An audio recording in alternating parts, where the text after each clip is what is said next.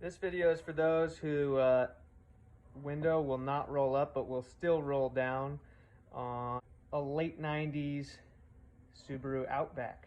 I'm going to go through the whole process of fixing that. This is just if your window motor is still operating but your switch is no longer working correctly. We'll go ahead and we'll fix that. It'll take 2 tools and it'll be free.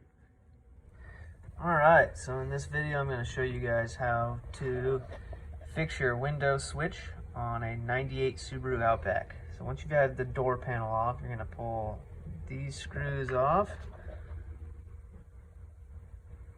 And that one, that'll allow you to pull that whole trim out.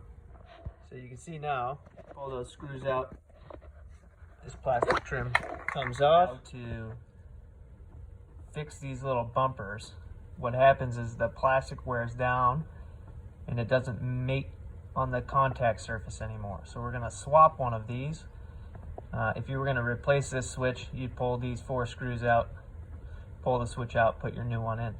And for now, I'm just going to swap these. It'll allow the passenger to continue to roll the window down, but the driver will no longer be able to roll that window down. You'll see here. So with a little prying of a screwdriver, you can get this piece out. Little bumper switch. You can see in there, the right hand side's pretty worn down. And then if you look at the end of this piece,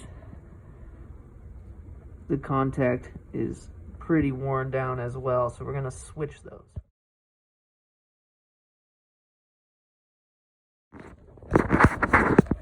Taking these off, just grab my screwdriver. Boom, pull it right off. Same with the white piece. You just do the same thing. You can see the difference in the profiles here. And just to share, this clear one is to delineate auto. The rest are white. It doesn't matter, they fit. So you're the only one that's going to know that, especially on a 20-year-old car. These plastic pieces where they meet the contacts, and that changes your direction whether you want the window to go up or down. You can see this is clearly worn here on this one, while these are still in great shape. So we're just going to switch those out, and it'll save you a whole lot of money. It's free, less your time. So let's get going. So to get these in, you're going to use your screwdriver, hold it at an angle, pry it back in. Now once you get these clips back in, you're going to want to straighten these out. These little fins, let's see if I can get right there. That's going to be the guide for your switch cover. So you need to straighten those back out if they got bent at all during this process. Once you straighten those out, this clip just slides right back on. The auto is the same, and you'll notice once you switch these out, you'll hear an audible click in both directions now, as you should. There's up, there's down. That means that those plastic trims are now meeting the contacts, which is going to drive your window. Now that you've changed those out, you're going to want to replace these screws, this one here, reinstall those, flip the door panel around, and we'll put this cover back on. Okay, now that we got the door panel flipped around, what I like to do is set this cover in, and then I'm going to temp install this screw, and then down here, temp install this screw. That'll hold the cover in. Then you can put the rest of your screws in, which you'll have one here, another one there, and there. And that should be the last of them. If you have anything left over, find the open holes, put the screws in.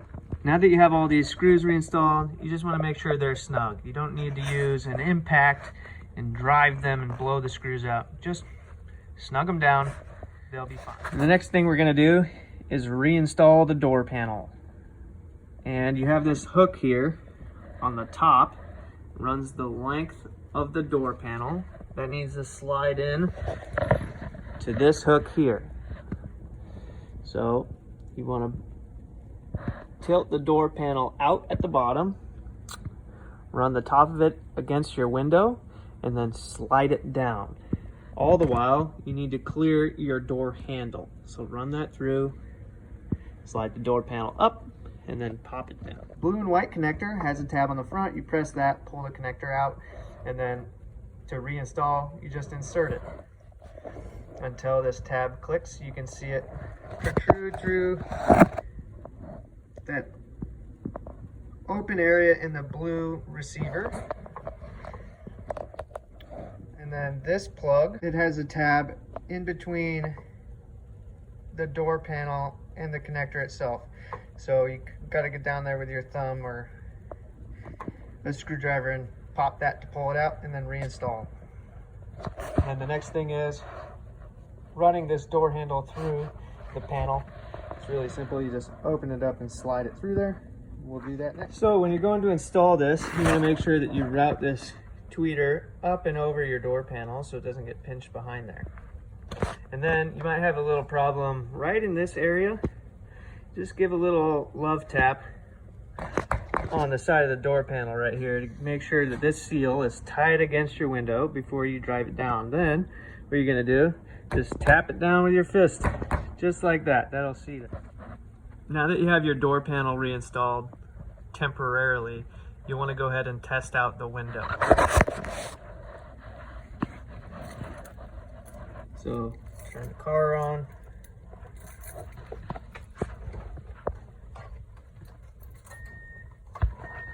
Go ahead and give it an operation.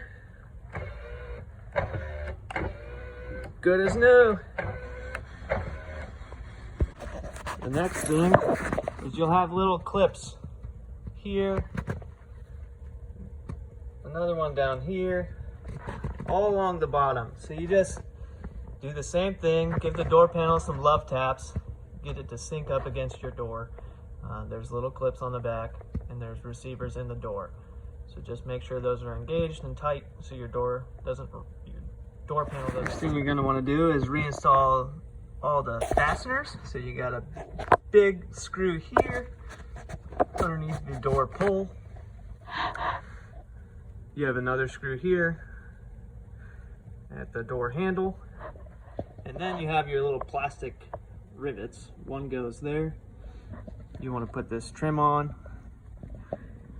Install that cap once the screw's on, and then install this cap once the screw is on. And you just install that little cover piece. Once your screws are in, slide the covers back over. This one has a pin and a hole in it to align it, so you want to make sure you get those set. Put your rivet in. Now we'll do the tweeter.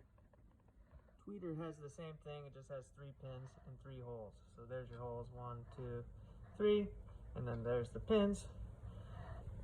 Push those in, you're good to go. So for this, you'll want to make sure you start with the bottom 2 first, then do your top one, applying even pressure. You don't want to break the plastic frame for the tweeter.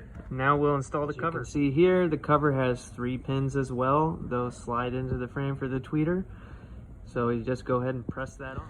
Go ahead and put on the cover piece, reinstall your door panel complete, and your job here is done.